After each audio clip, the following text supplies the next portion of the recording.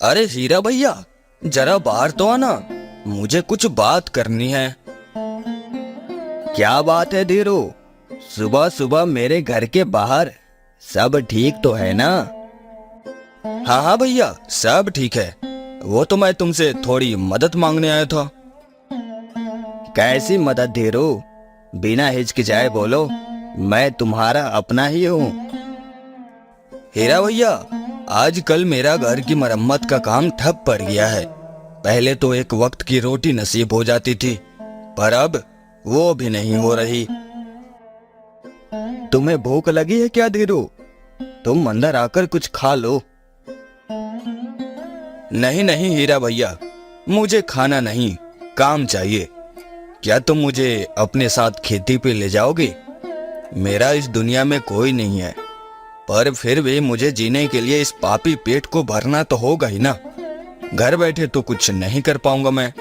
अब भगवान ने मुझे दुनिया में भेजा है, तो मुझे यही जीवन स्वीकारना होगा। देखो धीरू, मैं तुम्हें अपने साथ तो ले जाऊंगा, परंतु जमींदार बहुत काम कराएगा और पैसे भी कम देगा। वो सबके साथ ऐसा ही करता है, दोगुनी मेहनत कराता है, पर मुनाफे के नाम पे चिल्लर थमा देता है। कोई बात नहीं हीरा भैया, मैं थोड़े में ही गुजारा कर लूंगा। अभी मेरे पास कोई काम नहीं है, तो कुछ नहीं से कुछ ही सही। चल ठीक है धीरू, मैं अभी खेत ही जा रहा हूँ, तू भी साथ चल। आज ही जमींदार से तेरी पहचान करवा दूंगा। धन्यवाद भैया, आपने मेरी परेशानी समझी और मेरी मदद के लिए तैयार हो गए। मैं आपका यह एहसान कभी नहीं भूलूंगा। ऐसी बात नहीं धीरू, मैं बस अपने पड़ोसी होने का फर्ज निभा रहा हूँ। अब जल्दी चल, नहीं तो देरी होने पे जमींदार चिल्लाएगा। फिर धीरू हीरा के साथ खेत में चला जाता है।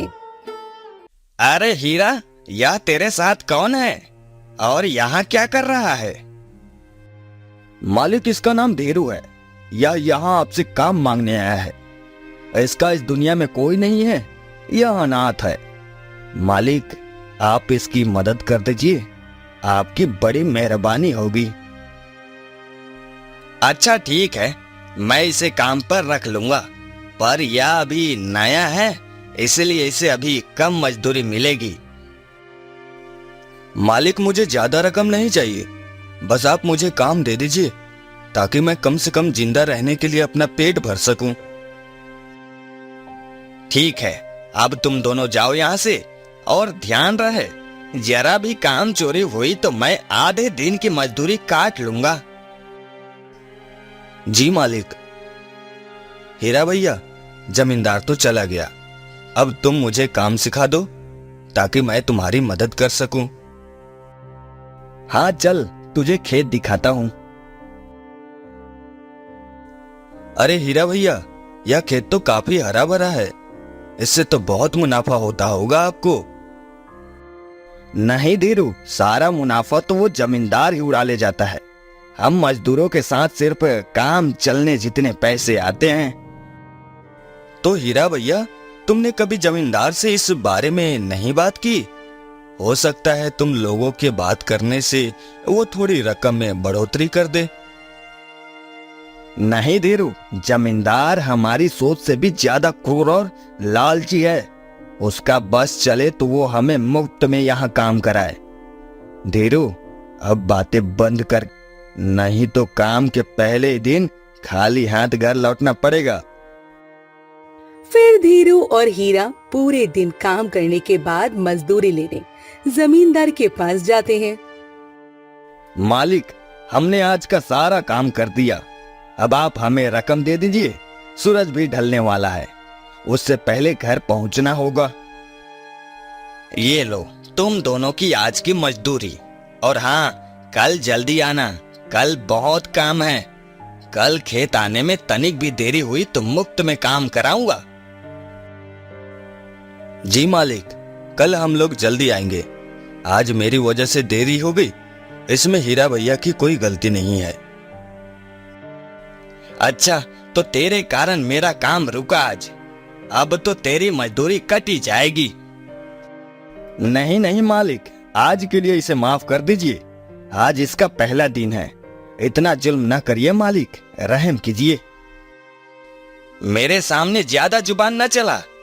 तुझे इतनी चिंता हो रही है तो इसके बदले तेरी ही मजदूरी काट लेता हूँ। नहीं मालिक, आप मेरी मजदूरी रख लीजिए। मैं वचन देता हूँ, कल से तनिक भी देरी नहीं होगी।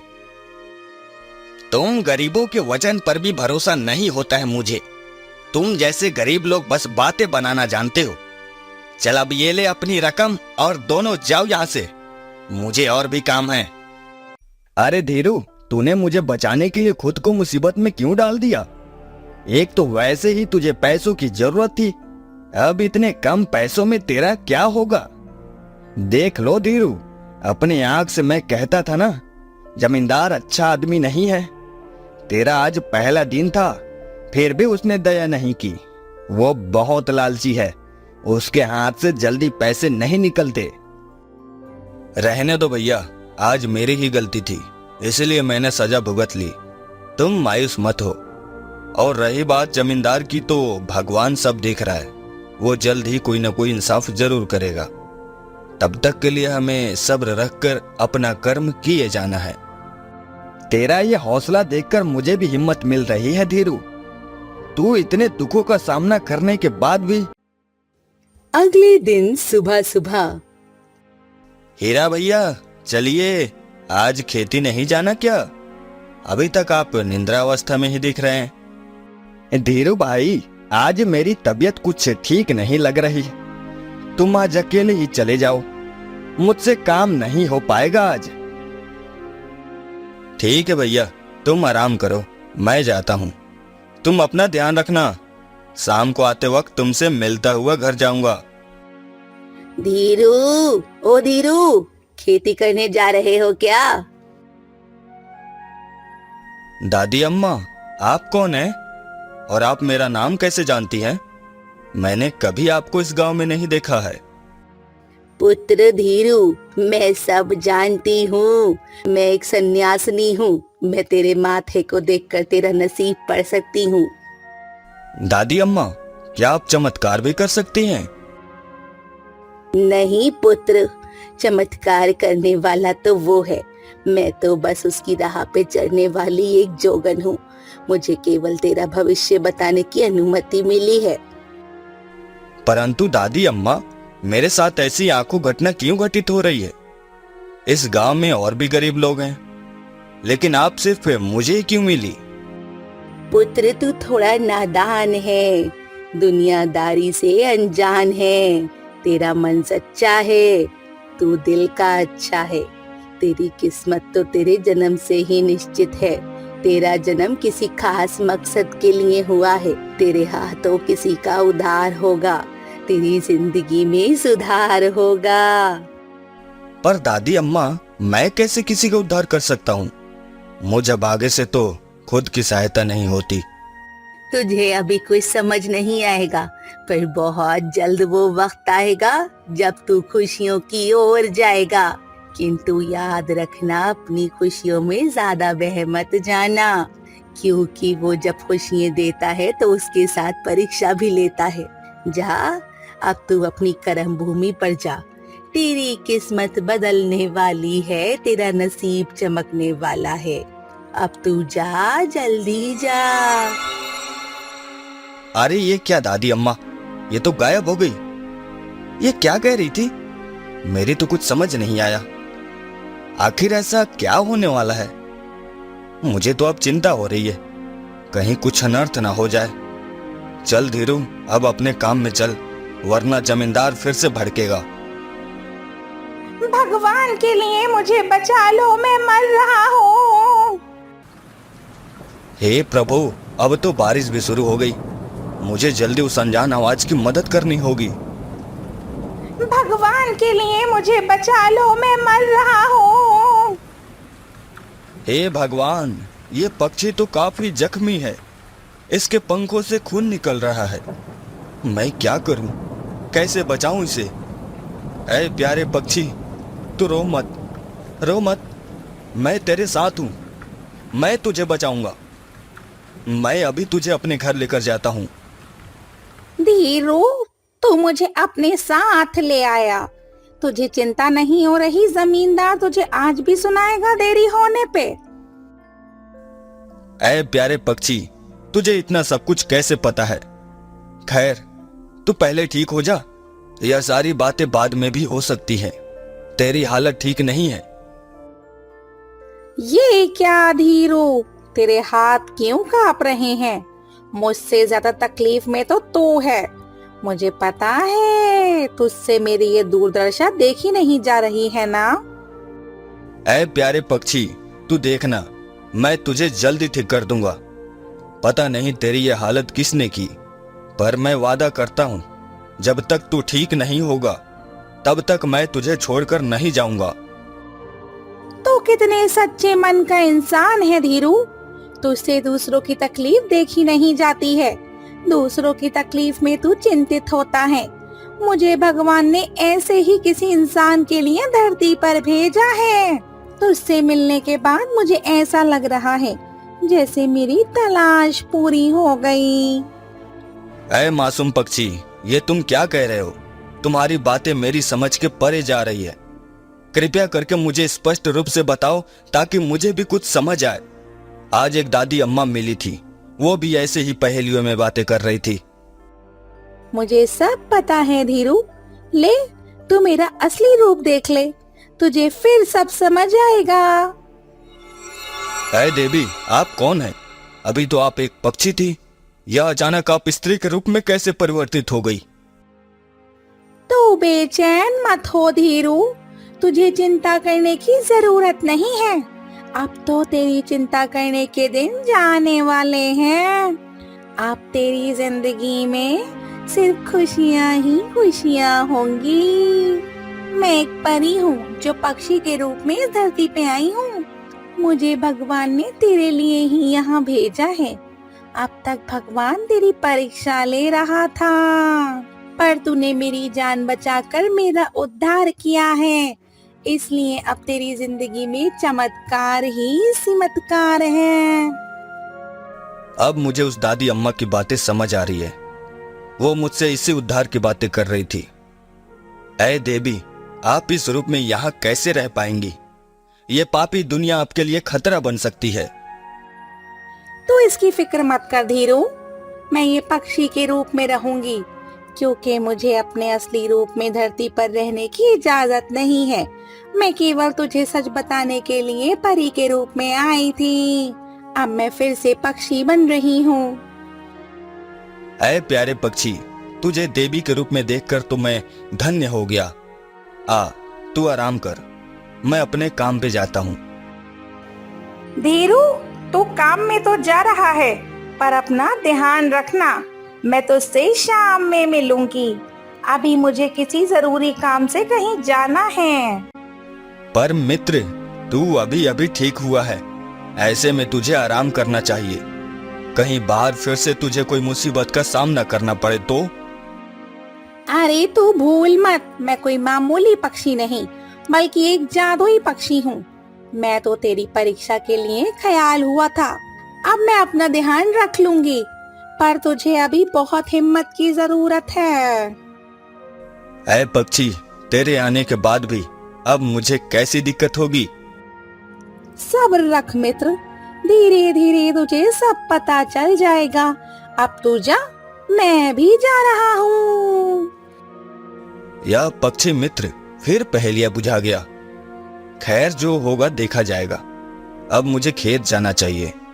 वैसे ही बहुत देरी हो गई है। पता नहीं आज जमींदार मेरे साथ कैसा व्यवहार करेगा। अब धीरू खेती करने के लिए पहुंचता है। तब जमींदार,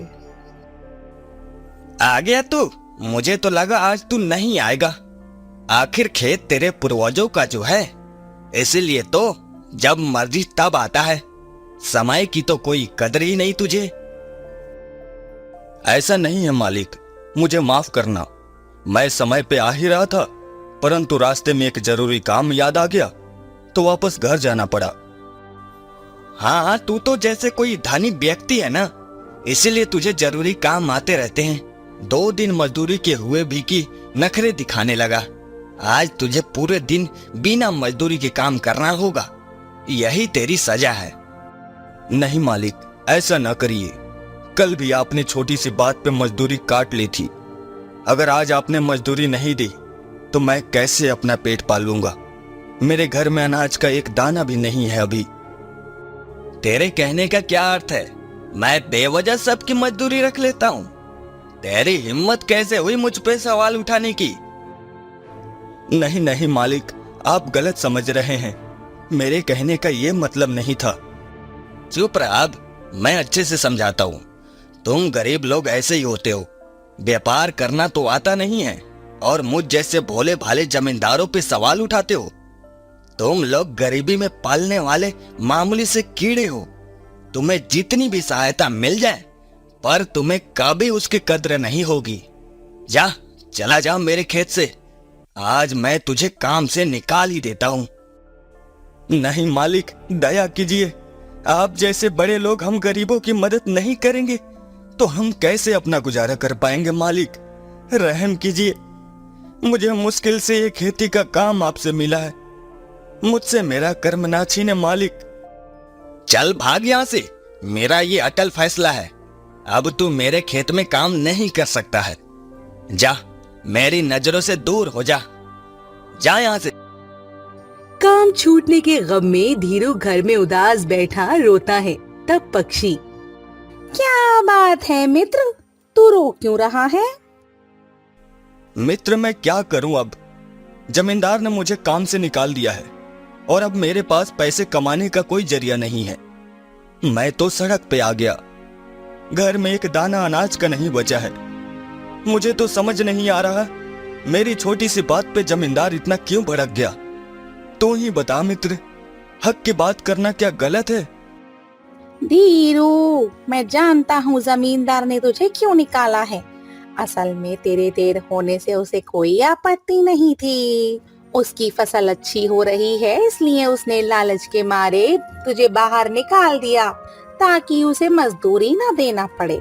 ये सब उसका प्रपंच है जो तुझ जैसे साफ दिल का इंसान कभी नहीं समझेगा। अरे प्यारे पक्षी, तू ही बता, अब मैं क्या करूं? इन सब में मेरी क्या गलती थी जो मुझे सजा मिल रही है? मैं तो केवल जिंदा रहने के लिए संघर्ष कर रहा हूं।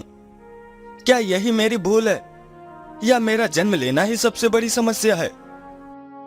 ये तू कैसी बातें कर रहा है मूर्ख?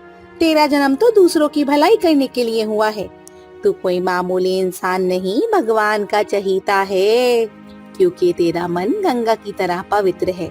इसमें कोई छल कपट नहीं है।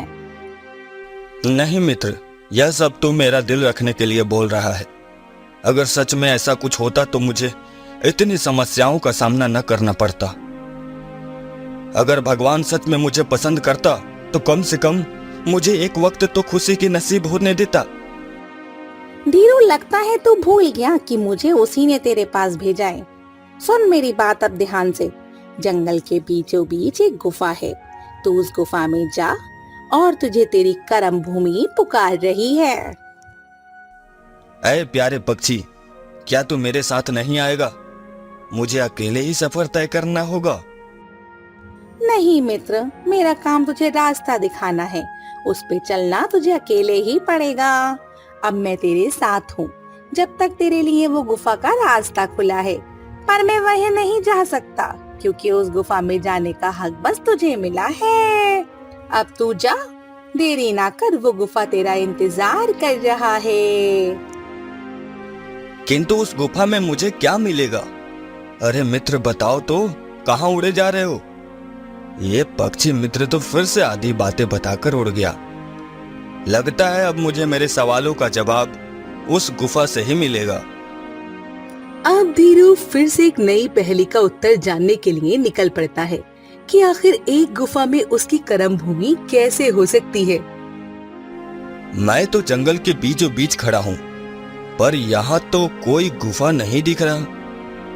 कहीं पक्षी मित्र ने मेरे साथ ठिठोली तो नहीं की? नहीं नहीं, मेरा मित्र मेरी परिस्थिति का मजाक नहीं उड़ा सकता। मुझे थोड़ी देर यहीं खड़ा रहना चाहिए। धीरू तो पहुँच गया। मैं कब से तेरी यहाँ पे राह देख रहा था। ऐ प्यारे पक्षी, तू यहाँ? हाँ मित्र, आखिर तुझे तेरी किस्मत से जो मिलाना है। मुझे तो यहाँ आना ही था, परंतु किसी कारण मैं तेरे साथ नहीं आ सका।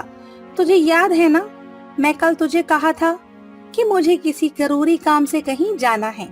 असल में मुझे यहीं आना था ताकि मैं गुफा को अपने जादू से सुरक्षित कर सकूं, इसे छिपा सकूं। अब चल तू अंदर जा, देख तेरे सामने गुफा प्रकट हो चुकी है। यहाँ तक तो मैं तेरा साथ दे सकता हूँ, अब अंदर तुझे खुद ही जाना होगा। ठीक है मित्र, मैं जा रहा हूँ, पर तू यहीं मेरी राह देखना। मुझे थोड़ा डर लग रहा है, पता नहीं अंदर मेरे साथ क्या होगा। तू डर मत, मैं यहीं हूँ, अब तू जा। गुफा के अंदर तो कितना अंधेरा है, मुझे तो कुछ दिखाई नहीं दे रहा, पर मित्र ने कहा है जाने को तो अंदर जाना ही होगा।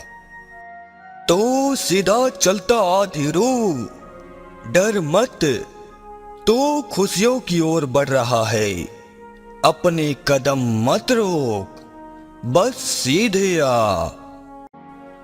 हे भगवान, कहीं मैं नींद में तो नहीं? इतनी बड़ी जमीन इस गुफा के अंदर, वो भी इतनी हरी भरी। यह जमीन के जमींदार के जमीन से काफी बड़ी है। मुझे तो यह कोई सपना लग रहा है। नहीं धीरू, ये कोई सपना नहीं, तेरी अच्छाई का फल है।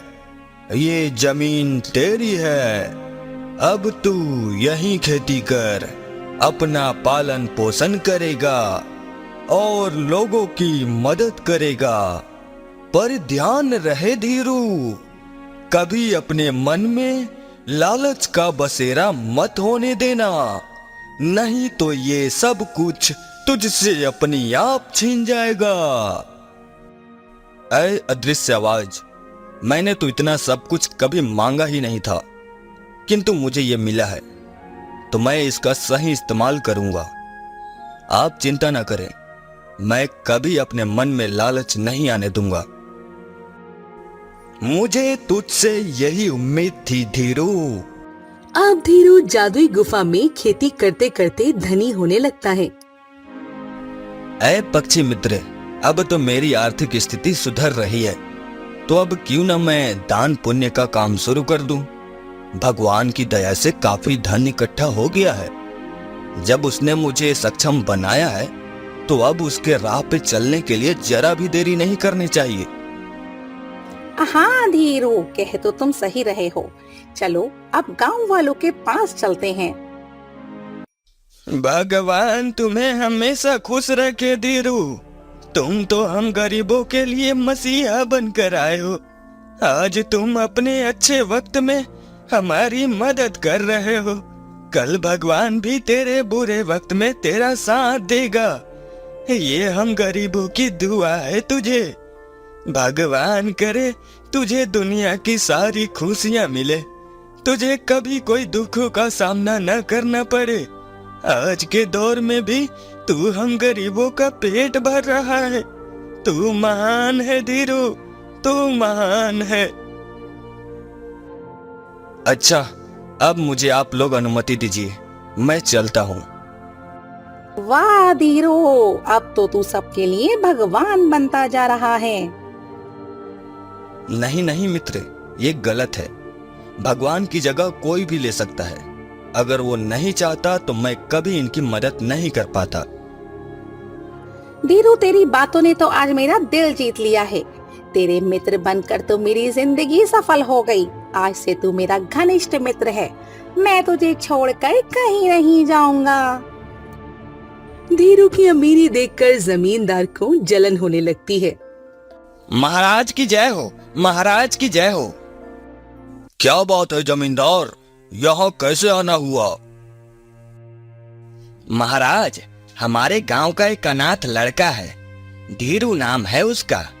पहले वो एक वक्त की रोटी के लिए भी दर दर भटकता था, पर अब वो बहुत धनी होने लगा है। पता नहीं कौन सी जादू की छड़ी उसके हाथ लग गई है। अगर तेरी बात सच है तो हमें जल्द ही धीरू के हाथ आया जादू को हथियाना होगा। आखिर हम यहाँ के महाराज हैं। सारी अनोखी चीजों पे सिर्फ हमारा ही हक है। सिपाही, धीरू को जल्दी हमारे सामने पेश किया जाए। महाराज, मैंने आपको इतनी बात बताई है तो आप मेरा भी ध्यान रखिएगा। तुम चिंता मत करो, तुम्हें तुम्हारा इनाम जल्दी मिलेगा। पहले हमें धीरू की सच्चाई तो पता चले। अब सिपाही धीरू को दरबार में पेश करता है। महाराज की जय हो। महाराज, आपने मुझे कैसे याद किया? क्या मुझसे कोई भूल हुई है महाराज? मुझे माफ करना महाराज, मैं एक मामूली किसान हूं। मैं आपके क्या काम आ सकता हूं? हमने सुना है कि तू अचानक से धनी हो रहा है। जल्दी जल्दी राज बता।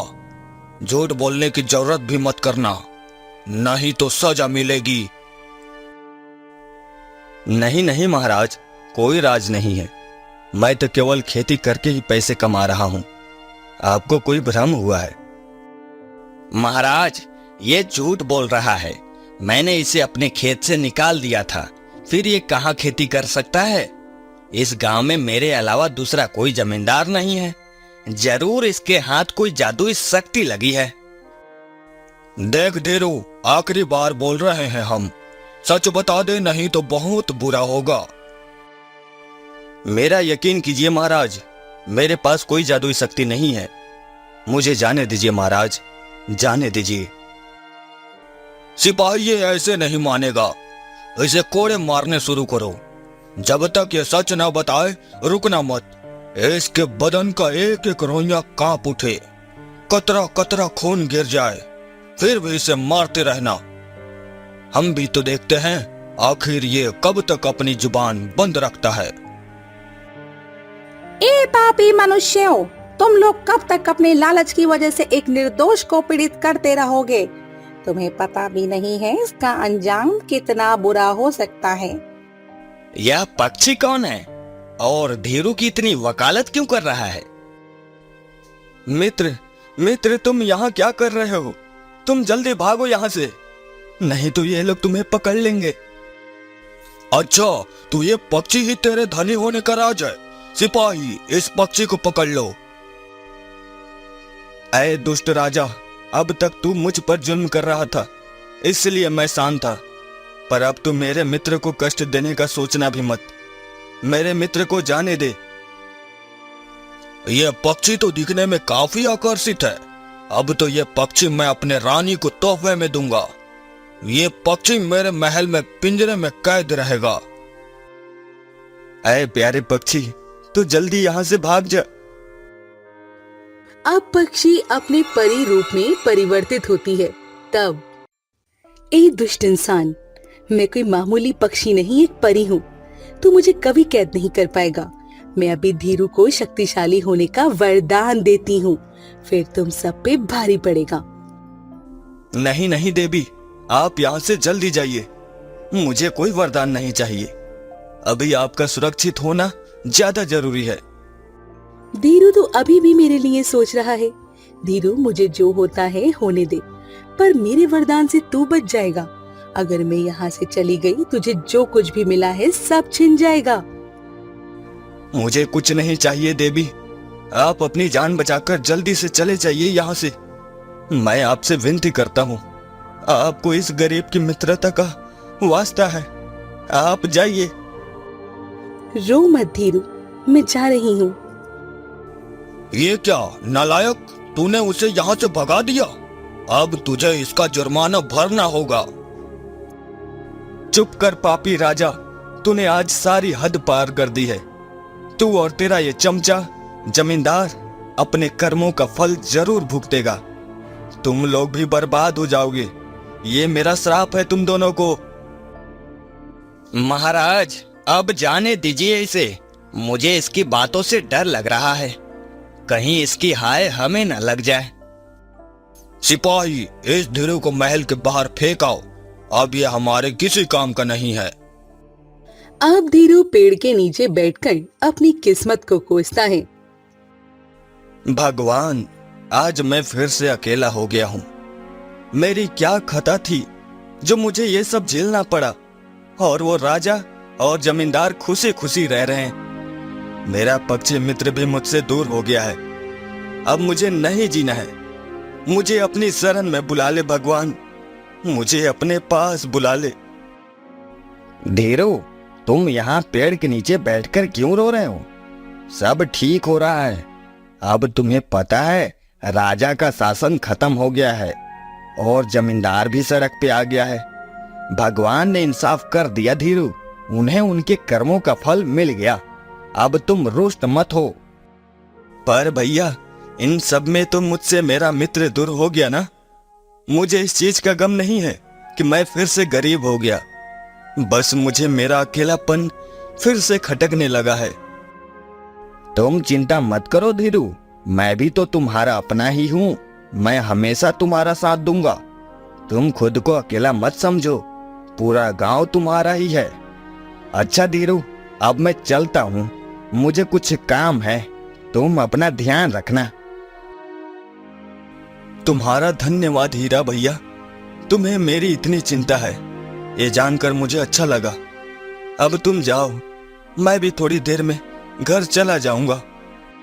जब धीरू घर जाने लगता है तब धीरू, ओ धीरू, कहाँ चले अकेले अकेले? पीछे मुड़ो, देखो तो कौन मिलने आया है तुमसे। मित्र, मित्र तुम आ गए। तुम्हें पता है मुझे तुम्हारी कितनी याद आ रही थी। मुझे तो लगा अब तुम मुझसे कभी नहीं मिलोगे। मित्र, अब तो तुम मुझे छोड़कर नहीं जाओगी ना? नहीं धीरू, मैं अब धरती पर नहीं रह सकता, क्योंकि मेरा असली रूप पापी इंसानों ने देख लिया है। इसलिए अब भगवान से धरती पर रहने की इजाजत नहीं मिलेगी। मैं बस तुम्हें ये बताने आया हूँ कि वो गुफा तुम्हारा इंतजार कर रही है। अब तुम उस गुफा को मेरी मदद के बगैर भी खोल सकते हो, क्योंकि वो गुफा की जादुई शक्ति अब सिर्फ तुम्हारा हक है। और तुम चिंता मत करो, मैं तुमसे मिलने आता रहूंगा अपने पक्षी के रूप में। अब मुझे जाना होगा, तुम अपना ध्यान रखना और हमेशा भलाई के रास्ते पर चलना। मित्र, यही अच्छा होगा कि तुम मेरे साथ मत रहो, नहीं तो तुम्हें हमेशा परेशानियों का सामना करना पड़ेगा। ये पापी दुनिया तुम्हारे लिए नहीं है। जा मित्र, तू चला जा, मैं हमेशा तुम्हें याद रखूंगा। अब धीरू उस गुफा में खेती करके अपनी जिंदगी फिर से सुधार लेता है और गरीबों की मदद करता है। और वो जादुई पक्षी हमेशा धीरू से मिलने आता रहता है। अब धीरू की जिंदगी खुशियों से भर गई थी और गांव वालों के स्नेह से उसका अकेलापन भी दूर हो गया था।